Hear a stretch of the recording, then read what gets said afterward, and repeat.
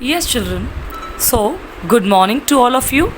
And very innovative way, I'm just trying to motivate my children so you can learn.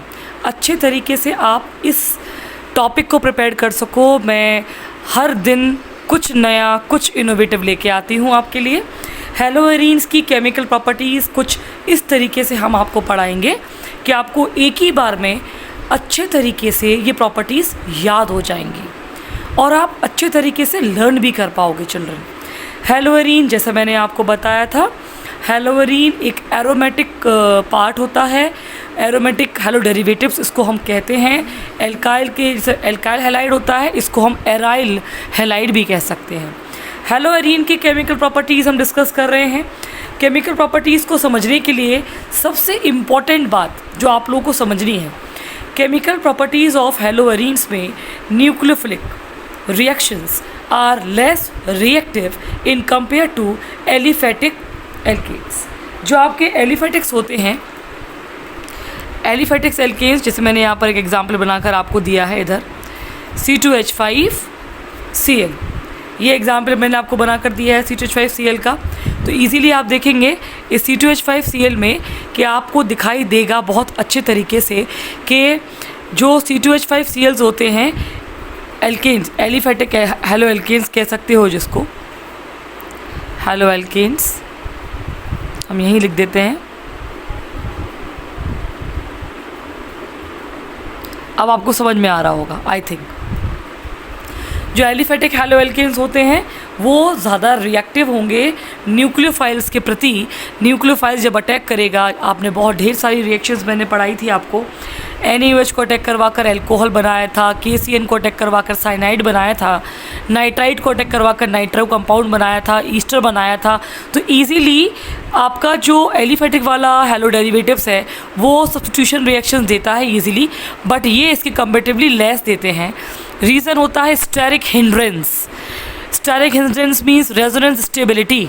Resonance stability means जो benzene की ring आप देख रहे हो, इस बेंजीन की रिंग में कॉन्जुगेशन होता है, alternate single bond double bond होते हैं और हाईली इलेक्ट्रोनेगेटिव क्लोरीन एटम इसके वहाँ पर लगा हुआ है न्यूक्लियर पोजीशन पर। तो जब इस ये बेंजीन रिंग के अंदर एंट्री मारेगा तो कहीं ना कहीं इसकी स्टेरिक हिंड्रेंस रेजोनेंस स्टेबिलिटी में बात आती है और उस वजह से इसकी रिएक्टिविटी कम हो जाती है in compare to aliphatic. Simple सी बात है, जो ज़्यादा कमज़ोर होगा उसको आने वाला अटैकिंग रीजेंट आराम से रिप्लेस कर सकता है। जो मजबूत होगा, ताकतवर होगा, उसको इतना आसान नहीं होता है उसके इलेक्ट्रोफाइल को अटैक, न्यूक्लियोफाइल को अटैक कराकर उसका डेरिवेटिव बनाना। तो हम ये याद कर सकते हैं। रीजनिंग में ये काफ़ी पूछा जाता है, काफ़ी हद तक आपको ये पूछा जाता है और आप इसको प्रिपेयर भी करोगे बच्चों अच्छे तरीके से कि aliphatic haloalkanes are more reactive towards nucleophilic substitution in compare to aromatic. तो आप आराम से इसको प्रिपेयर करोगे। केमिकल प्रॉपर्टीज़ को हम दो पार्ट में आपको पढ़ाएंगे। एक होगा आपका इलेक्ट्रोफिलिक सब्स्टिट्यूशन रिएक्शन और एक होगा आपका न्यूक्लियोफिलिक सब्स्टिट्यूशन रिएक्शन। इसके कंपेरेटिवली कम करेगा बट करता तो है रिएक्टिव। जैसे कि सबसे पहले हम स्टार्ट करेंगे आपका न्यूक्लियोफिलिक सब्स्टिट्यूशन। तो आप इसको बहुत अच्छे तरीके से फोकस्ड होके देखोगे कि किस तरीके से आपको उसको प्रिपेयर करना है। ये आप देख रहे हो क्लोरोबेंजीन। क्लोरोबेंजीन पर सबसे पहले हमने क्या न्यूक्लियोफाइल डाला है, इस पर हम एक्वस NaOH डालेंगे। एक्वस NaOH को जैसे ही अटैक करवाएंगे क्लोरीन के ऊपर, आपको पता है क्या होगा? क्या होगा? ये क्लोरीन रिप्लेस होगा और यहाँ पर क्या बन जाएगा? H को निकाल कर ये वाला क्लोरीन को हम रिप्लेस करेंगे यहाँ से और यहाँ ONA, ये HCl आपको दिखाई दे रहा होगा, HCl निकल जाएगा और ये ONA आप देख रहे हो, ये ONA यहाँ पर बनाएगा सोडियम फिनॉक्साइड। बेटा ये बहुत ही इम्पॉर्टेंट प्रोसेस है, इसको डाउस प्रोसेस कहते हैं, DOW'S। इसको हम डाउस प्रोसेस कहते हैं। Very common in alcohols also. जब आप फिनॉल पढ़ोगे तो हम दोबारा से इसको रिपीट कराएंगे कि डाउस प्रोसेस में होता क्या है। डाउस प्रोसेस में बड़े इजीली आप प्रिपेयर कर सकते हो फिनॉल और अल्टीमेट इसके अंदर फिनॉल बन रहा है। फिनॉल कैसे बन रहा है देखिएगा, ये क्लोरोबेंजीन है। क्लोरोबेंजीन के ऊपर हमने NaOH को अटैक करवाया, यहाँ से HCl निकलेगा और ONA एक कंपाउंड बनाएगा जिसको बोलते हैं सोडियम का फिनॉक्साइड। इसकी मैकेनिज्म और intermediate is very most important, बहुत आती है मैकेनिज्म में क्या होता है मैं आपको बता देती हूँ। मैकेनिज्म तो बहुत बड़ी होती है, बट यहाँ आपको कीवर्ड दे रही हूँ, इस कीवर्ड को याद रख लीजिएगा अच्छे तरीके से कि जो आपकी मैकेनिज्म होगी, इस मैकेनिज्म में आपको बेंजाइन मिलेगा और उस बेंजाइन से आपका बन जाएगा फिनॉल, और फिनॉल में हम लेंगे डाइल्यूट HCl। तो क्लोरोबेंजीन में क्या करना होगा आपको, क्लोरोबेंजीन में जैसे ही आपने डाला सोडियम का हाइड्रोक्साइड तो इसने दिया आपको सोडियम का फिनॉक्साइड। सोडियम का फिनॉक्साइड देने के बाद आप देखेंगे इसमें डाइल्यूट HCl हम डालते हैं तो ये फिनॉल बना कर देता है। मैं आपको ये बता रही थी कि इसमें इंटरमीडिएट बड़ा इंपॉर्टेंट है, दैट इज़ बेंजाइन, और वो बेंजाइन ही होता है जो सोडियम फिनॉक्साइड को एसिडिफाइड करके फिनॉल बनाने के लिए बहुत ईज़िली साइट प्रोवाइड करता है और ये फिनॉल प्रोवाइड हो जाता है हमको। इसको हम डाउस प्रोसेस कहते हैं। दूसरा सब्स्टिट्यूशन करवाते हैं एक्वस अमोनिया। एक्वस अमोनिया में होता क्या है आपका, एक्वस अमोनिया में आपका NH2 ग्रुप यहाँ से निकलेगा और ये NH2 ग्रुप इस क्लोरोबेंजीन के अटैक करने के बाद क्लोरीन को रिप्लेस करेगा और एनिलीन बना कर देगा आपको ईजी। आप इसमें एनिलीन कन्वर्ट कर सकते हो। इसके बाद थर्ड सब्स्टिट्यूशन रिएक्शन की पॉसिबिलिटी होती है। अगर आप क्लोरोबेंजीन पर कॉपर का साइनाइड अटैक करवाते हो तो ये कॉपर का साइनाइड इजीली रिप्लेस होगा और पायरिडीन की प्रेजेंस में ये रिएक्शन होती है और इजीली ये वाला क्लोरीन रिप्लेस कर देंगे और यहाँ साइनोबेंजीन हमारा प्रिपेयर्ड हो जाएगा। तो 3 पॉसिबिलिटी मैंने आपको न्यूक्लियोफिलिक सब्स्टिट्यूशन की समझाई है। क्लोरोबेंजीन में, हेलोएरीन्स में, एराइल हैलाइड में जैसे आपने न्यूक्लियोफिलिक सब्स्टिट्यूशन पढ़ा है बिल्कुल वैसे ही अब पढ़ने जाएंगे हम इलेक्ट्रोफिलिक सब्स्टिट्यूशन। और आप देखेंगे इलेक्ट्रोफिलिक सब्स्टिट्यूशन के दौरान पर जो इलेक्ट्रोफाइल्स हैं वो अटैक करेंगे इस बेंजीन के ऊपर। हम लोग क्लास 11th में बच्चों को याद करवाते हैं सर्टेन फंक्शनल ग्रुप के कुछ ग्रुप्स होते हैं वो ऑर्थो पैरा डायरेक्टिंग होते हैं, कुछ ग्रुप होते हैं जो मेटा डायरेक्टिंग होते हैं। अब what is ortho para Meta position exactly बेटा, ये जहाँ क्लोरीन लगा हुआ है इसको न्यूक्लियर पोजीशन कहते हैं बच्चों। और इसकी जो सेकंड नंबर का प्लेस आएगा ये वाला, अगर आप इस साइड से वॉक करते हो तो ये ऑर्थो है, थर्ड वाला आपका मेटा है, फोर्थ वाला आपका पैरा है। लेकिन अगर आप इस साइड से मूव करोगे तो ये ऑर्थो है, ये मेटा है, ये पैरा है। तो आपको न्यूक्लियर पोजीशन के अकॉर्डिंग एक पैरा पोजीशन दिख रही होगी, 2 ऑर्थो दिख रही होंगी, 2 मेटा दिख रही होंगी। तो जब भी कोई इलेक्ट्रोफाइल जैसे हेलोजिनेशन करवा रही हूँ मैं, और हेलोजिनेशन में मैं क्या करवा रही हूँ, क्लोरीनेशन। जब क्लोरीनेशन में करवा रही हूँ इस पर तो इसमें मैं क्या देखती हूँ कि क्लोरीन का इलेक्ट्रोफाइल Cl+ तैयार होगा, हाइड्रोलिटिक फिजन के दौरान तैयार होगा और ये इलेक्ट्रोफाइल इस पर अटैक करेगा और 2 प्रोडक्ट बना कर देगा, क्योंकि क्लोरोबेंजीन हेलोअरीन्स ऑर्थो पैरा डायरेक्टिंग होती हैं। कमिंग इलेक्ट्रोफाइल ऑर्थो पैरा पर आना ज़्यादा पसंद करता है due to the electron density, ठीक है। मेटा पर इतना उसकी स्टेबिलिटी नहीं होती है। तो एक हमने यहाँ पर देखिए ऑर्थो पे लगा दिया, एक देखिए पैरा पर लगा दिया। इसका नाम अगर हम आपको बोलें तो इसका नाम होगा ऑर्थो डाई क्लोरो बेंजीन। बिल्कुल ऐसे ही इसका नाम हो जाएगा पैरा डाई क्लोरो बेंजीन। बेटा पैरा वाला प्रोडक्ट जो होता है बच्चों ये मेजर प्रोडक्ट कहलाता है और जो ऑर्थो वाला प्रोडक्ट होता है ये माइनर कहलाता है। ये याद रखना है आपको, पैरा वाला कहलाता है मेजर, ऑर्थो वाला कहलाता है माइनर। क्योंकि हाईली इलेक्ट्रोनेगेटिव एलिमेंट्स आप देख रहे हो पास में आते हैं तो स्टेरिक हिंड्रेंस स्टेबिलिटी गड़बड़ाने लगती है और यहाँ पर डेंसिटी के अकॉर्डिंग है, डेंसिटी ज़्यादा होती है पैरा पोजीशन पर। तो पैरा वाला प्रोडक्ट हमेशा इलेक्ट्रोफिलिक सब्स्टिट्यूशन हेलोअरीन्स में मेजर प्रोडक्ट में कंसीडर करेंगे। जैसे आपने हेलोजिनेशन करवाया बिल्कुल वैसे ही करवाएंगे हम नाइट्रेशन, और नाइट्रेशन में हम इलेक्ट्रोफाइल डालेंगे NO2+। ये जो नाइट्रेशन होता है ये होता है concentrated HNO3 as well as concentrated H2SO4 की प्रेजेंस में। ये आपको याद रखना होगा। तो यहाँ से आपका NO2+ निकल के आता है। H2SO4 की ज़रूरत इसलिए पड़ती है क्योंकि कहीं ना कहीं बीइंग अ कैटलिस्ट कंट्रोल करने के लिए इसकी रिएक्टिविटी को कॉन्क HNO3 की हमें यहाँ पर H2SO4 की इंटरमीडिएट बनाने के लिए ज़रूरत पड़ती है, इलेक्ट्रोफाइल बनाने के लिए ज़रूरत पड़ती है। ईजिली बन जाता है इलेक्ट्रोफाइल, और इलेक्ट्रोफाइल बनकर ईजिली प्रोडक्ट हमारा तैयार हो जाता है। और ये NO2 को आप देखेंगे मैंने एक जगह ऑर्थो पे लगाया है, एक जगह पैरा पे लगाया है, तो ये होगा आपका माइनर प्रोडक्ट, ये होगा आपका मेजर प्रोडक्ट। इसका नाम ऑर्थो नाइट्रोक्लोरोबेंजीन, पैरा नाइट्रोक्लोरोबेंजीन। इसी बिल्कुल सल्फोनेशन करेंगे। सल्फोनेशन के लिए भी हम कंसनट्रेटेड H2SO4 को लेंगे, जिसमें से HSO3 बाइसल्फेट वाला इलेक्ट्रोफाइल निकल के आएगा और ये अटैक करेगा ऑर्थो पर एज वेल एज पैरा पर, और आपको क्या देगा, orthochlorobenzene sulfonic acid, para chlorobenzene sulfonic acid. Para वाला होगा मेजर, ऑर्थो वाला होगा माइनर। अब तो आपको याद ही हो चुका होगा कि ऑर्थो पर हमें माइनर याद रखना है, पैरा पर हमें मेजर याद रखना है। दोनों आपको अच्छे तरीके से याद रखना है इनको, और अच्छे तरीके से प्रिपेयर करना है। इसके बाद एक वेरी पॉपुलर नेम रिएक्शन हमको पढ़ना है, और वो नेम रिएक्शन है Friedel craft alkylation and Friedel Crafts acylation.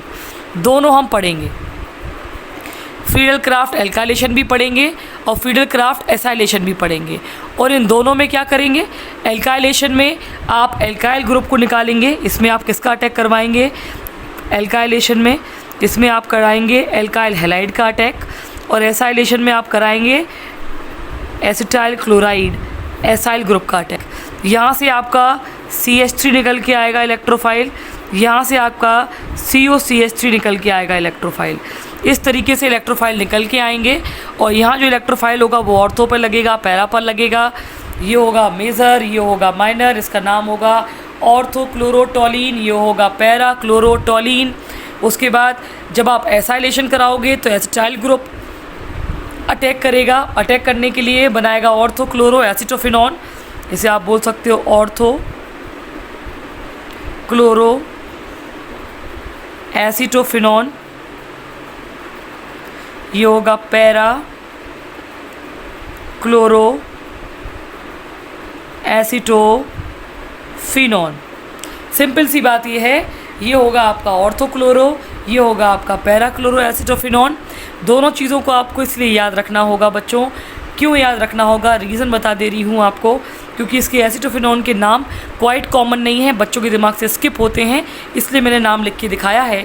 Friedel craft में एक कैटलिस्ट ज़रूर लगता है, आप याद रखेंगे इसको, एनहाइड्रस फेरिक क्लोराइड या एल्यूमिनियम क्लोराइड लुइस एसिड हम यूज़ करते हैं इसमें रिएक्शन में।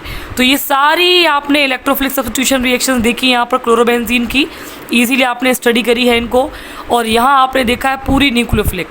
दैट मीन्स कितना इजी है, पूरे एक पेज से लेकर एक ही पेज में आपका पूरा न्यूक्लियोफाइल मैंने रेडी करवाया, पूरा इलेक्ट्रोफाइल रेडी करवाया, इसी में आपने नेम रिएक्शन भी रेडी करा है, और अच्छे तरीके से तैयारी करी है आपने कि कैसे केमिकल प्रॉपर्टीज़ हैलोएरीन्स की हम स्टडी कर सकते हैं, क्लोरोबेंजीन की न्यूक्लियोफिलिक सब्स्टिट्यूशन के प्रति भी और न्यूक्लियोफिलिक सब्स्टिट्यूशन के प्रति भी।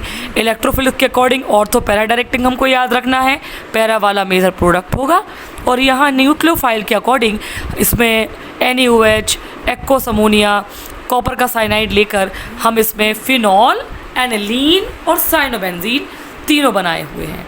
उसके बाद अब इसको पढ़ने के बाद आपको बहुत ही इम्पोर्टेंट चीज़ दिखाती हूँ मैं यहाँ पर। देखिए कुछ बोर्ड क्वेश्चंस दिखा रही हूँ, बढ़िया, शायद ये बोर्ड क्वेश्चंस आप लोगों को बहुत हेल्प करेंगे बच्चों, इनको अच्छे तरीके से समझने की कोशिश करना कि मैं आपको क्या बताना चाहती हूँ। देखिएगा बच्चों क्या बोल रही हूँ मैं। 2016 में ये कन्वर्स आए हुए थे, कन्वर्जन आपको आप चाहे तो क्रॉस चेक करिएगा, CBSE as well as ISC में बेंजीन टू फिनॉल कन्वर्ट करना था। कुछ नहीं करना था, हम बेंजीन बनाएंगे, बेंजीन का क्लोरीनेशन करवाया हमने, क्लोरीनेशन करवाने के बाद जो हमने आपको पढ़ाया है आपको बस वही फॉलो करना है। आपने यहाँ पर हैलोजनेशन कराई और बना दिया आपने क्लोरीनेशन, सिंपल सा, ये हमने प्रिपरेशन में आपको सिखाया था। इस पर हम डालेंगे एक्वस NaOH, ये आपने आज सीखा है न्यूक्लियोफिलिक सब्स्टिट्यूशन के दौरान। तो एक बहुत ही बेहतरीन इंटरमीडिएट तैयार होगा जिसे बोलते हैं सोडियम का फिनॉक्साइड। और सोडियम फिनॉक्साइड का हम एसिडिफिकेशन करवाते हैं, डाइल्यूट HCl डालेंगे इस पर, तो आपको क्या मिल जाएगा, आपको फिनॉल, और आपका कन्वर्जन हो जाएगा रेडी, और फिनॉल आपका हो गया तैयार बेंजीन से। देखिए बच्चों कितना इजी कन्वर्जन था, कितने इजी तरीके से इसको हम कर सकते थे। हेलोजनेशन करवाया, एक्वस NaOH डाल के सोडियम फिनॉक्साइड बनाया और फिनॉल बना दिया। उसके बाद जब आप ये देख लेंगे, अब आपको दिखाती हूँ मैं क्लोरोबेंजीन से ऑर्थोक्लोरोटोलीन कैसे बनाना है। तो ये देखिए क्लोरोबेंजीन का फॉर्मूला, ये मैंने क्लोरोबेंजीन बनाया। क्लोरोबेंजीन पर ऑर्थोक्लोरोटोलीन बनाने के लिए आपको फ्रीडल क्राफ्ट एल्काइलेशन लेना पड़ेगा in the presence of anhydrous aluminium chloride हमने यहाँ पर ले लिया, और एल्काइल हैलाइड हमने यहाँ पर ले लिया। आपको पता है 2 प्रोडक्ट बनेंगे आपके, एक बनेगा आपका ऑर्थो वाला जिसमें CH3 आपको यहाँ लगा देना है, एक बनेगा आपका पैरा वाला जिसमें आपको CH3 यहाँ लगा देना है। ये होता है मेजर, उसको बोलते हैं आप, और पैरा क्लोरोटोलीन ये हो जाएगा ऑर्थोक्लोरोटोलीन। और हमको ऑर्थोक्लोरोटोलीन बनाना था, देखिए मैंने बनाकर दिखाया। कितना इजी कन्वर्जन, कितने अच्छे तरीके से आप याद कर सकते हो, बिल्कुल इजी, जो कि बोर्ड में आया हुआ है। फिर देखिएगा क्लोरोबेंजीन से कन्वर्ट करेंगे साइनोबेंजीन, सीधा लगाएंगे सब्स्टिट्यूशन रिएक्शन। कॉपर का साइनाइड हम इस पर डालेंगे, यहाँ से CN का नेगेटिव न्यूक्लियोफाइल निकल के आएगा, इसके ऊपर अटैक करेगा, अटैक करने के बाद क्लोरीन को रिप्लेस करेगा। यहाँ पर CuCl हम निकाल कर यहाँ आपका साइनोबेंजीन तैयार कर देंगे। ये सारे कन्वर्जन बोर्ड में आए हुए हैं। बोर्ड में किस तरीके से क्वेश्चंस निकालना है, किस तरीके से आप हेलो एरीन्स की केमिकल प्रॉपर्टीज़ को शॉर्ट फॉर्म में, मेमोरी मैप के फॉर्म में, इजीली लैंग्वेज में इस वीडियो के माध्यम से याद कर सकते हो, अपना बोर्ड में कन्वर्जन्स निकाल सकते हो और कंटेंट को शॉर्ट प्रिपेयर कर सकते हो बोर्ड के अकॉर्डिंग। बच्चों, केमिस्ट्री पॉइंट ऑनलाइन प्लेटफॉर्म में पूरी कोशिश करती हूँ कि मैं कुछ नया इनोवेटिव लेके आकर नई तरीके की वीडियोस आपके सामने लाऊं और शॉर्ट टर्म्स में आप अच्छे तरीके से अपना कंटेंट प्रिपेयर कर सको। माय डियर, एक बात और कहना चाहूँगी आपको, सब्सक्राइब करिएगा चैनल को, वीडियो को लाइक करके शेयर करिएगा, इस वीडियो को पूरा देखिएगा जिससे कि आप कन्वर्जन और रोड मैप ईजिली निकाल सकें। और कोशिश करें, अगर आप चाहते हैं तो आप मेरी वेबसाइट भी विज़िट कर सकते हो, chemistrypoint.cp.com करके मेरी वेबसाइट है। बहुत सारी वर्कशीट PDF आपको उसमें मिल जाएंगी कंटेंट के अकॉर्डिंग, बहुत ही अट्रैक्टिव ग्राफिकल नोट्स आपको मिलेंगे उसमें, आप उसके थ्रू भी जा सकते हैं बच्चों, एंड अच्छे तरीके से अपनी प्रिपरेशन बोर्ड के लिए कर सकते हैं। इस पैंडेमिक कोविड-19 में अच्छे तरीके से प्रिपेयर करने के लिए केमिस्ट्री पॉइंट ये ऑनलाइन प्लेटफॉर्म आपके लिए लाया है। Share the video, like the video, subscribe my channel, and God bless you all of you. Take care of yourself.